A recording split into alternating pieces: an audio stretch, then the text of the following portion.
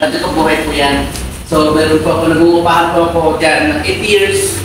So, then po, ako po ay empleyado. Regular po ako, by 15 years ako empleyado. Regular po ako ng SM, Mega Mall. So, doon po ako nag-start na bago mag-Vita Plus. So, now, ang dati po kong trabaho, tignan niyo po, factory worker, merchandiser, merchandiser, doon ako regular. Tapos, nangungupahan pa rin ako ng bahay, kaya pa rin ako nakatira. Tapos, nagdagdag po ako ng kita, ito po yung negosyo ko. Dinan po ako ng tigas, meron kami ng grocery. Kumpay na po yung pagiging empleyado, pero dito pa rin po ako nakatira. So, and then po, nakakatuwa, nung inaral ko po ang Vita Plus, dito po nagbago yung buhay ko. Kung katulad yung buhay na nakikinig po ako, dahil din po nagsimula kami. Dito po kami nagsimula. Wala pong nakakatuklas, wala pong ipinanganak para kay Vita Plus. Okay? Now, ganun niyo po, from then na ako yung empleyado, negosyante, nag-transform ako going to Vita. Dito po ako nagkaroon ng award, so naging co-system development. From 2007 up to present. Now, dati po ako lang awardee, ngayon po, pati po yung anak ko, misis ko, kami po ay ano na rin. Tatlo na po kami kasama sa magiging awardee. And then po, ang company po nakapag-produce na ng 25,000 millionaires and 5,000 multi-millionaires. Nakapag-produce na po ang company. And kasama na po kami dyan. Ito po kami ay siguro. Yan, kulay pula. So marami na po. Sa Pilipinas, marami na po mga mayaman. Actually, nandiyan sa SM, Ayala. Ang dami na po talagang mayaman. Pero meron na ba silang pinayaman? Ganoon na ba karami kanilang pinayaman? Si Vita Plus po, talagang nire-record ko niya yung mga taong mula doon sa ordinary buhay, yung na-transform buhay. Ang company po, meron po silang company goal.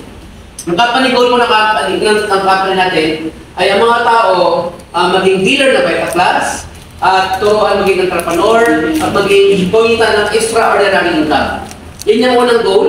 Second goal, yung mga dealers ng Vita, kahit user ka lang, pwede po kayo maging millionaire, at maging multi-millionaires. Yan po yung goal ng company. And that's why, marami po ang imayaman. Yan po ang reason. So, kung makapansin niyo po sa labas, ang Vita Plus, parang hindi niyo ramdam yung power. Kasi siyempre, parang kalat-kalat eh.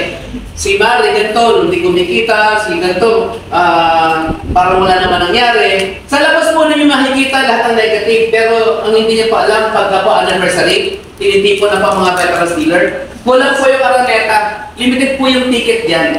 Kaya hindi po lahat kakapasok kasi may capacity lang po ang Araneta eh. Ang Araneta po, intact na po yung capacity niya simula noon. Ang Vita Plus sa palaki ng palaki. Araw-araw kami naging dealer. Kaya hindi mo magkakasya talaga. So kung sino lang mo may ticket, yun lang po nakapasok. Now, ibig sabihin marami pa sa labas na hindi pa yan masali. So yan po yan. At malapit na rin po ang ating anniversary, mid-year. July 8 July 10 po ang anniversary po natin, mid-year po yun. Sa Pilipinas, meron po tayong iba't ibang company na makikita. Pero alam niyo mo ba, the only company ang Vita Plus ang meron pong dual anniversary. Yes. Sa buong Pilipinas. Sinong company ang gumagawa ng twice anniversary in a year? Wala kang makikita. Kahit sa NTC, hindi niya ginagawa yun. Si Vita Plus po ay, ang grand anniversary ay July 8 and mid-year anniversary po, July 8. Kaya lang po, mayroon pong nakasaranetan na schedule, book siya ng 10, July 10. Every year po yan, anniversary po natin. Dalawa. Now, that's 2005. Kita niyo po ha, 2005, marami na po nauna sa akin. Ito po yung mga naging achievements ko doing Vita Plus. Nakaligamin po ako tulad din yung naging yan. 8 months doing Vita Plus, nakabila ko adventure brand. Yes, bravo. 8 months lang. Ang tagal kong empleyado, 15 years, nag-dealer po ako ng bigas. 5 years, pero wala po nangyari. Hindi po ako, nangungupa ko ng bahay. Tapos po, ang ginawa ko, nang kumita po ko sa Vita Plus, hindi po ako nag-relax. Dinobultan ko pa yung sipag ko. Baliktad po kasi ako ng tao sa buhay kasi mataas yung pangarap ko eh. Ayaw ko pa maging mahirap. Ang ginawa ko po, pag kumikita ako, dinodoble ko yung sipag. Pag kumikita na malaki, doble ang sipag. Ganun po ginagawa ko. Kaya po dito, nung triple ko na po yung sipag ko, yung bahay kong inuupahan ko na to, padar lang po pagitan niyan, nabili ko po yung katabi. Kaya po yung logo ng Bata Plus, ayan, no? Nakawag sa teras ng bahay ko. Tapos po, kumikita po din, anong ginawa ulit? Lalo po kinadoble mo yung sipag. So hindi po ako nag-limit. Kasi ugali ko na rin po sa labas yun, kaya ako na-regular sa SM. Hindi po, ito nangyari sa akin, nakapit ako sa sakyan. Grabe. Ano yung pala, And then alam niyo ba, sabi ng iba, ay nauna kayo dyan, kaya ganyan ang nangyari, swerte kayo. Hindi po, yung dealer number ko, ayun po sa dulo po, yun po. 632,197. So, ibig sabihin, bago ako pang 632,000, yun po yung numero ko. Andyan po ako nagsimula. Pero nakal ko pa rin eh. So, yun po yung kagandahan. Ngayon, ang maganda po dyan, nakabili na po ako ng tatlong tricycle, mga paupahan. Nagdagki ko ang kita ko na 600,000. Tapos nakapagpunta din po ako ng mga investments sa mga properties na sa Cavite. Ito po, mamahalin po itong subdivision, meron po akong lote dyan, Chester Place House and that. Then Taring Country po, 2 lote. Pati po sa Orchard po, tirahan ng mga politiko, artista, mayayaman, may property rin po. And dati po, wala akong panahon mag-travel, bahay, negosyo, bahay, trabaho lang po ako. This time po, through Vita Plus, nakapag-travel po kami, local. Ilang lugar lang po yan sa Pilipinas and abroad. Ang Hong Kong po sa amin, mga 10 beses na namin pinuntahan. Singapore 5 times, Malaysia, China, and Singapore, and Thailand, nakakapagta po kami. Kasama ko pamilya. Para lang magliwaliw. So yan po na ibigay sa akin ng Vita Plus. Yung time freedom, na dati po kung wala akong panahon mag-day off, kasi ang day off ko po, pinalagay ko po sa negosyo ko, sayang kasi tutulog ko lang. This time, meron relaxation na. Wala po akong panahon nun eh. Ito, nagagawa ko na through Vita. Ito po nakakatuwa, kasi pandemic po, 2020, nakabili po ako ng property. Ang dami company nagsara. Ang dami company ng top, hindi ano naman ng trabaho. Ako nakakabili ko ng property. 2021, another achievements ulit ako, iniipon ko lang po yung lingguhang kita. And then po, nakabili po ako ng resort. Sa Consular Beach. Pinakita po ni John kanina na 1515, yan po nang galing yung pinakibili ko. Yes. And then po, nakakatuwa, 2021, 2022, mag-aaral po yung mga anak ko sa Darasal, Manila. So, bumili po kami ng condominium, kaysa mag-upa. Nakabili po kami ng property. Ito nakatala yung mga anak namin.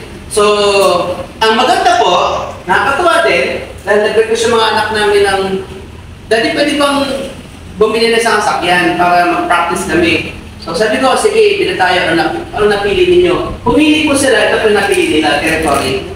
May pinadala ko sa labas. So, October 22, 9, 22. Mapansin niyo po yung date, August 8, tapos October 9. Dikit po siya eh. Pero pareho namin na-acquire. So ano punto ko, yun po yung power ng kitaan sa Vita Plus. Yes. Yung group tuition. And then, ano na po ang achievement sa amin? Ito na. Nakakapitang sakyan po kami. Ito ngayon, nandun na sa kapatid ko sa Mindoro. Ito po, mas bati naman yung sakong sasakyan. Binigay ko na po sa mga kapatid ko. Nag-reserve po sila. At maganda po, nakailan na rin po kami 18 para sa insurance. I-care po yung mga namin. Hindi naman mag-alala. Kasi mga anak namin, kanya-kanya po sila ng insurance. And then po, ang pinakamaganda ng achievements, napagtapos po namin yung aming anak sa Servinel Plasal ng with honor. Ito po yung isa sa pinaka-sweet namin na achievements. Then, nakakuha yung Vita Plus namin. Then po, ang mayroon ng company namin pa namin, nakasalamuha pa namin, eh sinabang binaryo man, kung salamuha sa isang katulad namin.